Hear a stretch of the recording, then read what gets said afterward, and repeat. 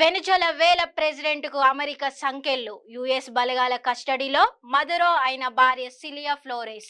America bomb దాడులతో దద్దరిల్లిన వెనుజువేలా రాజధాని కరాకాస్. సైనిక చర్య విజయవంతమైందన్న అమెరికా అధ్యక్షుడు ట్రంప్. అమెరికా దాడిని తీవ్రంగా ఖండించిన వెనుజువేలా ఎమర్జెన్సీ ప్రకటన.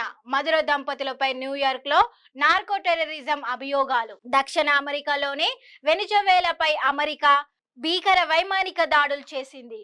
శనివారం తెల్లవారుజామున 2 గంటలకు వెనుజువేలా రాజధాని కరాకస్ పై అమెరికన్ బలగాలు అరగంట పాటు బాంబులతో విరుచుకుపడ్డాయి. ఆ వెంటనే హెలికాప్టర్ ద్వారా డెల్టా ఫోర్స్ కమాండోలు ప్రెసిడెంట్ నికోలస్ మదురో అధ్యక్ష భవనంలోకి చొరబడ్డారు. మదురోను ఆయన భార్య సిలియా ఫ్లోరెస్ ను కస్టడీలోకి తీసుకొని ఆ దేశం నుంచి వెలుపలికి తరలించారు. అనంతరం వెనెజువేలాలో సైనిక చర్య విజయవంతంగా పూర్తయిందని తెల్లవారుజామున 4:30 గంటలకు అమెరికా ప్రెసిడెంట్ డొనాల్డ్ ట్రంప్ ప్రకటించారు. మదురో దంపతులను తమ బలగాలు నిర్బంధించి ఆ దేశం నుంచి తరలించాయని తన ట్రూత్ సోషల్ వేదికగా వెల్లడించారు.